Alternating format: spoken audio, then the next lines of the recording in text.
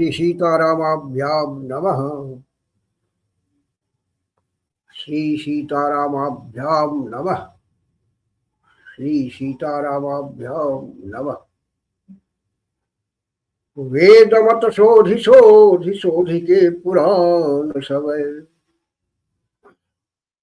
वेद मत शोधि शोधि शोधि के पुराण समय, संत वो असंतन के भेद को बतावतो। कपटी कुराही और कल के कुचाली जीव, कौन राम नाम हु की चर्चा चलावतो। बेनी कवि कहे मानो मानो हो प्रतीति यह, पाहन हिये में पत्थर के हृदय में, पाहन हिये में कौन प्रेम उपजावतो। भारी भवसागर करावतो कवन पार, जो पै यह रामायण तुलसी न गावतो। जो पै यह रामायण तुलसी न गावतो।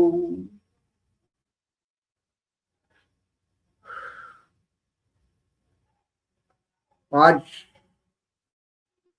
रामचरितमानस का जो हम लोगों का संदर्भ है, प्रियजनों, दर्शकों, उसमें इस दूसरे प्रसंग में हम इस तथ्य की चर्चा करेंगे कि रामचरितमानस का नाम रामचरितमानस ही क्यों है। रामचरितमानस ही किसने नाम इसका रखा, रामचरितमानस नाम इसका क्यों पड़ा। गोस्वामी जी कहते हैं, रामचरितमानस यही नामा, रामचरितमानस यही नामा, सुनत श्रवण पाय विश्राम। मन करी विषय अनल बन जरई, सोई सुखी होई सुखी जो यही सर परई। मन करी विषय अनल बन जरई, होई सुखी जो यही सर परई। क्या कहते हैं गोस्वामी? कहते हैं कि इस ग्रंथ का नाम रामचरितमानस है। यही नाम है जिसको सुनने से तुरंत ही, जैसे ही हम सुनते हैं इसे, वैसे ही विश्राम मिलता है। विश्राम की स्थिति में हम चले जाते हैं। दो शब्दों का प्रयोग आप सुनते होंगे अक्सर, विश्राम और आराम। गोस्वामी जी कहते हैं आराम नहीं, कहते हैं विश्राम। सुनत श्रवण पाय विश्राम। विश्राम में श्रम शब्द है। श्रम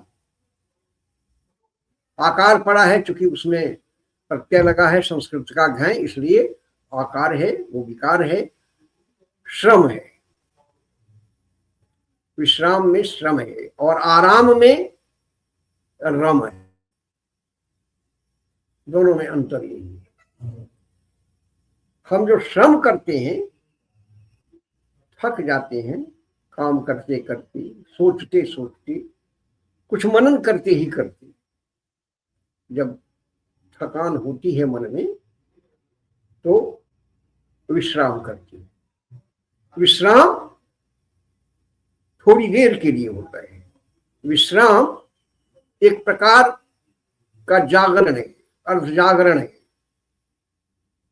और आराम पूरी तरह से निश्चिंतता है, आराम रहते हैं। देखिए, आराम में राम आ जाते हैं, पूरी तरह वे हमें निद्रित कर देते हैं।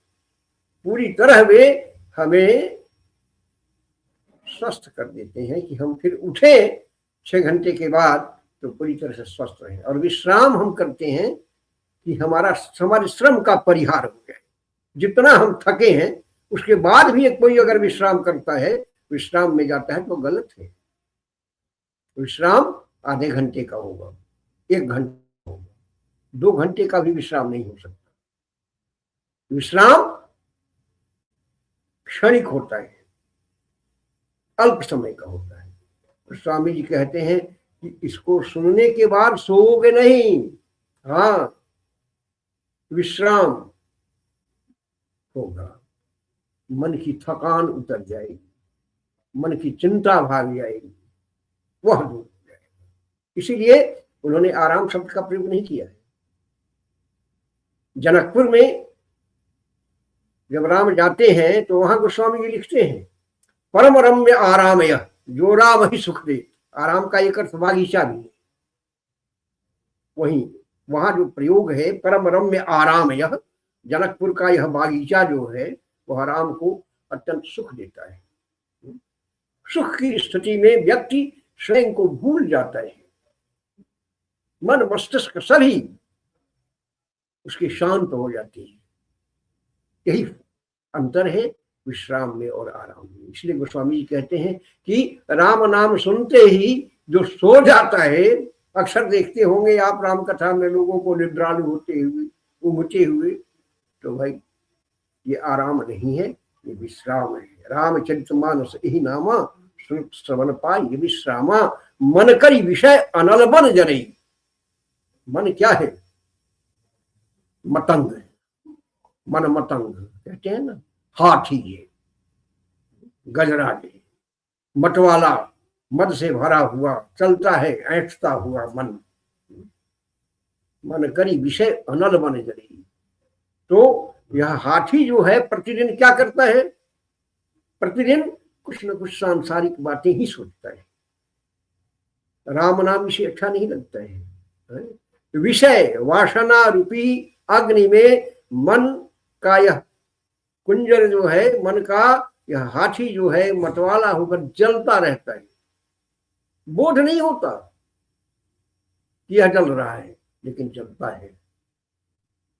आदमी कहाँ होश में आता है? हम होश में रहते हैं? हम बोलते हैं लेकिन हम होश में रहते हैं क्या? हम चलते हैं, होश में रहते हैं क्या? होश में होना क्या है? होश में होना अपनी संपूर्ण चेतना के साथ होना है। विचार कर बोलना है, विचार कर कदम रखा है। चक्षुपूतम नयेत्पादम वस्त्रपूतम जलम पिबेत। आंखों से देखकर ही चलना नहीं होता है। आंखों को धारण करके, जमा करके देखना है कि आगे स्थिति क्या है, सड़क कैसी है, तब चलना है। तो मन करी विषय अनलबन जरी। मन रूपी मतवाला हाथी जो है वह विषय वासना रूपी अग्नि में जलता रहता है। तो उसके लिए रामचरितमानस क्या है? त्राण है। मन करी विषय अनलबन जरई, कोई सुखी जो एहिसर परई। रामचरितमानस रूपी सरोवर में जो यह मन मतवाला विषय वासना से दग्ध हाथी जब पड़ेगा, इसमें जब लोटपोट होगा, इसमें जो रम जाएगा, इसको जो पूरी तरह हृदय में आयत्त कर लेगा, समा लेगा, वो सुखी होगा, वह आनंदित होगा, वही आनंदित होगा। रामचरितमानस यही नाम। और आगे कहते हैं गोस्वामी जी नामकरण के बारे में, रामचरितमानस मुनि भावन। रामचरितमानस मुनि भावन, विरचे शंभु सुहावन पावन। यह रामचरितमानस जो है त्रिविध दोष, दुख, दारिद्र, दावा, यह जो रामचरितमानस है मुनियों को भाता है, क्योंकि भगवान शिव ने इसकी रचना की है। आप देखिए, रामचरितमानस मुनि भावन, विरचे शंभु सुहावन पावन।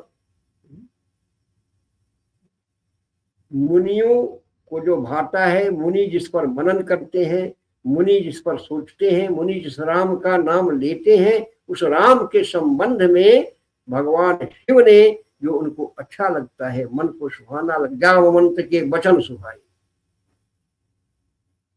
सुहावना मतलब क्या? जिस दृश्य को देखकर, जिस बात को सुनकर मन हरा हो जाए, मन प्रसन्न हो जाए, वह सुहावन है। तो त्रिविध दोष दुख दारुण दावन, रामचरितमानस मुनि महावन, विरचे शंभु सुहावन पावन, त्रिविध दोष दुख दारिद दावन। दैहिक दैविक भौतिक तापा, ये 3 ताप होते हैं। कहते हैं गोस्वामी जी कि त्रिविध दोष, देह का जो रोग है वो इसे पढ़ने से चला जाएगा, क्योंकि इसका नाम रामचरितमानस है। मानस का अर्थ क्या है? मस्तिष्क भी। और ये मानस जो है वो मानसरोवर है, जो हिमालय पर है, जो कैलाश के निकट है। उस सरोवर का यहाँ अर्थ है। रामचरितमानस का मतलब है रामचरित रूपी मानसरोवर। इसमें स्नान करने से पुण्य लाभ तो होगा ही, मन और हृदय की शांति प्राप्त होगी, शीतल हो जाएगा मन। विरचे शंभु सुहावन पावन, त्रिविध दोष दुखदारिन तावन। दैहिक, देह में जो रोग है, दैव का दंड जो मिला है आपको, भगवान ने जो दंड दिया है आपको प्रारब्ध के कारण, वह भी मिटता है। भौतिक और भौतिक रोग, संसार में रहने के कारण जो माया मोह और ममता के कारण जो रोग आपको होते हैं, जिसकी चर्चा ऊपर कांड में ही बहुत हुई है, वो सांसारिक रोग मोह माया ममता के कारण जो होते हैं, वे भी नष्ट होते हैं इस रामचरितमानस के कारण। रचि महेश निज मानस राखा, पाई सुसमौ शिवासन भाखा। ताते रामचरितमानस वर, धरेउ राम धरेउ नाम, हेरि हरसि हर। किसने नाम रखा? धरेउ नाम हेरि हरसि हर। हर भगवान शंकर प्रसन्न होकर, अपने हृदय में विचार करके, ही हेरि अपने हृदय में विचार कर, हर्षित होकर, प्रसन्न होकर उन्होंने इसका नाम रामचरितमानस रखा। रामचरितमानस पाई सुसम, पाई रचि महेश निज मानस राखा। भगवान शिव ने इसकी रचना की और अपने मस्तिष्क में इसको रख लिया, सजो लिया कि समय आने पर इसे कहें। कब कहा? जब सती का दाह हो गया उनके पिता के यज्ञ में, और सती समाप्त हो गई, और भगवान शिव उनके शव को लेकर नाचते रहे, घूमते रहे पागल होकर। विष्णु ने उसे काट कर गिराया, मोह नष्ट हो गया उनका। फिर समाधि में चले गए भगवान शिव, और उसी समय सती की मृत्यु के बाद जो भगवान परिभ्रमण में रहे, भगवान शिव जिस मोह में रहे, उसी मोह को भगवान राम ने नष्ट किया। और जब मोह नष्ट हुआ तो उन्होंने इसे संजो लिया, रख लिया। किस लिए रख लिया? तो पाई सुसम समय शिवासन भाखा। बोले किससे? कहा किससे? मिला कहां से? प्रथम पत्नी सती की मृत्यु के बाद जो मोहग्रस्त हुए, उस मोह का जब नष्ट हुआ भगवान श्री राम की कृपा से, तो यह मानस श्री राम का चरित्र उनके मस्तिष्क में व्याप्त हुआ और भगवान ने इसे संजो कर रखा। और जब सती का फिर जन्म हुआ हिमालय के यहाँ, ये पार्वती के रूप में प्रकट हुई, पार्वती के रूप में आई, और उन्होंने जब प्रश्न किया, किन्ह प्रश्न जहि भांति भवानी, जिस तरह से जिस प्रकार से उन्होंने प्रश्न किया, उसी तरह से भगवान शिव ने उनको सुनाया। पाई सुसम समय शिवासन भाग, समय पाकर उन्होंने भगवान कहा, भगवान शिव ने पार्वती से कहा। रामचरित मानस मुनि भावन, बिरचिव शंभु सुहावन पावन। कलि कलुष, कुली कलुष नसावन, कलि कलि कुचाल, कुली कुलुष नसावन। रामचरित मानस, कली का जो कुचाल है, यह रामचरित मानस जो भगवान शिव ने इसका नाम रखा, कली की जो दुष्टता है, कली का जो कुचाल है, उसकी जो पाप प्रक्रिया है, उसको यह नष्ट करता है। क्या है कली का कुचाल, कैसे नष्ट होगा वो इस रामचरित मानस से? कली का कुचाल, कली का कुचाल क्या है? मूल रूप से आप देखेंगे कि सब कुछ जो इस संसार में होता है वो मिथ्या भाषण के कारण होता है। कहीं ना कहीं कोई ना कोई बात होती है तो उसमें कहीं ना कहीं कोई झूठ का अंश है। परीक्षित से यही कहा था कली ने कि जहां मिथ्या बात होगी, जहां झूठ होगा, वहां मैं रहूंगा, वहां भी मैं रहूंगा। मुझे स्थान देते हो तो दो, एक जगह ये भी झूठ जहां है वहां रहूंगा। कली कुचाली, कली कलुष नसावन। सत्य को झूठ करेगा और झूठ को सत्य करेगा, ये कली का काम है। कैसे? एक प्रसंग स्मरण आता है। एक संत थे, देखिए कैसे सत्य को झूठ और झूठ को सत्य करता है कलिकाल। एक संत थे, एक बार वो यात्रा पर चले, साथ में उनका शिष्य भी था। गर्मी का दिन था, चलते चलते ताप लगा, धूप लगी, गुरुजी श्रमित हो गए, चल रहे थे। चलते चलते किसी गांव से जब निकले तो कुछ खेत मिला और उस खेत में किसान ने ककड़ी बो रखी थी। ककड़ी बो रखी थी किसान ने उस खेती में। चलते चलते थक गए थे, श्रम क्लांत हो गए थे, प्यास लगी, कहीं कोई कुआं था नहीं, जल की कोई सुविधा थी नहीं, ओट सूखने लगी। तो गुरुजी ने कहा शिष्य से कि बेटा देखो, ये ककड़ी का खेत है, ये जली होता है, इसमें कुछ जल की मात्रा होती है, कोई यहाँ दिखता है नहीं, लेकिन ऐसा करो कि 4 ककड़ियां तोड़ दो। हाँ, और आजकल ककड़ी का क्या भाव है बाजार में, क्या कीमत है इसकी? किसी ने कहा कि बाबा क्या होगा, एक ककड़ी का दाम एक आना होगा और क्या। तो कहा कि मेड़ पर, खेत के मेड़ पर, बांध पर 4 आने पैसे रख दो कि किसान आएगा तो दे लेगा, बेचारा, ये चोरी होगी, ठीक बात नहीं होगी। 4 ककड़ियां तोड़ो, दो मैं खा लूंगा, दो खा ले। शिष्य ने सोचा कि अद्भुत है गुरु जी, अरे भाई कोई जब है ही नहीं यहाँ तो ये पैसा रखने की क्या जरूरत है, 4 की जगह 6 भी उखाड़ सकते हैं, क्या कोई है नहीं देखने वाला। लेकिन गुरु जी तो करने नहीं देंगे। चलो, मन में सोचा चलो 4 ही लाते हैं। पैसा दिया गुरु जी ने, पैसा रख दिया मेड़ पर। इसके बाद ये लोग ककड़ी लेकर आगे बढ़े। आगे बढ़े तो तुरंत ही एक गांव पड़ा, वहां कुआं मिल गया, बाल्टी रखी हुई थी। शिष्य से कहा कि भाई पानी खींचो, पानी निकालो बेटा। ककड़ी को अमनिया करेंगे, मतलब धोएंगे बढ़िया से, सब तो कड़ी भाषा में अमनिया कहते हैं। अमनिया करेंगे, धोएंगे इसको और खाएंगे। गुरु जी का स्वरूप देखा, दाढ़ी वगैरह थी, रामनामा ओढ़ी हुई थी।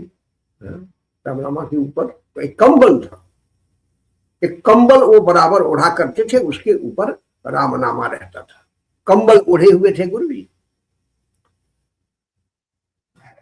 शिष्य पानी खींचने लगा, तब तक गांव के कुछ लोग आए, देखा कि भाई महात्मा है, साधु बाबा है, लोग जुटने लगे, कुछ चलने लगा, प्रसंग वगैरह बात भी होने लगी और ककड़ी भी होकर वो खाने लगे। प्रसंग चल ही रहा था, वार्ता हो ही रही थी। इतने ही में एक काला कंटा आदमी लठ लिए हुए आया वहां प्रकट। उसने कहा, अरे महात्मा, तुम यहाँ प्रवचन कर रहा है, लोगों को बुलावे में रख रहा है, पापी कहीं का। लोगों ने उसको डांटा, फटकारा कि अरे अरे ये महात्मा को इस तरह क्यों कर रहे हो? कहा, अरे ये महात्मा नहीं है, मैं डोम हूं, इसने मेरे सुअर का बच्चा चुरा लिया है, खाता होगा। महात्मा जी तो दंग रह गए, अरे ये क्या कहता है? अरे बेवकूफ, ये क्या कह रहे हो? ठीक, यह काम मैं करूंगा, स्पर्श भी नहीं, चुराने की बात कहते हो?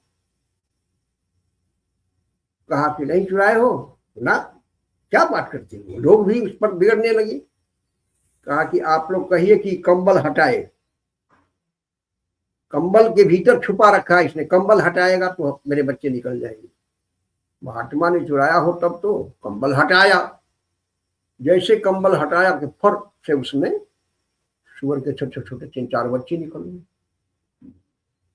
महात्मा भी दंग रह गए, सन्नाटे में आ गए। क्यों? और लोगों ने कहा कि अरे ये तो सत्य ही कह रहे हैं ये आदमी है।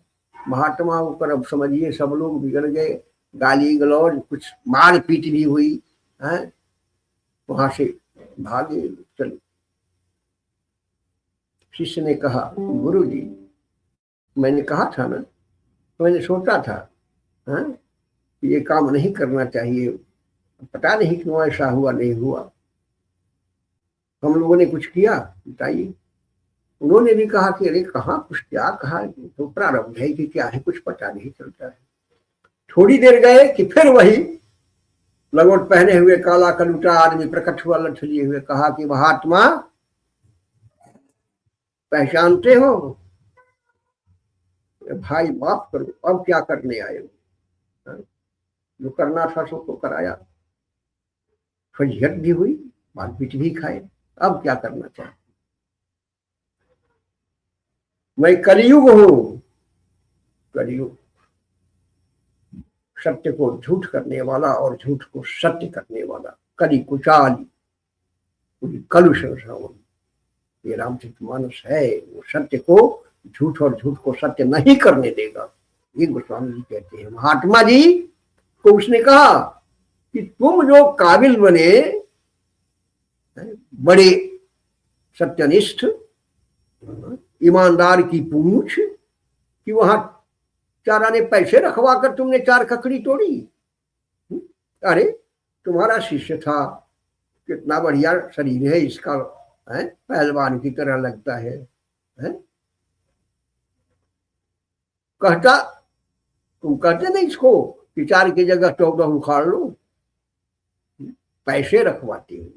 देखो भाई महात्मा, महात्मा तुम सही हो, लेकिन यह राज मेरा है, यह युग मेरा है, मेरा शासन है, मेरा काम ही है सत्य को झूठ करना और झूठ को सत्य करना।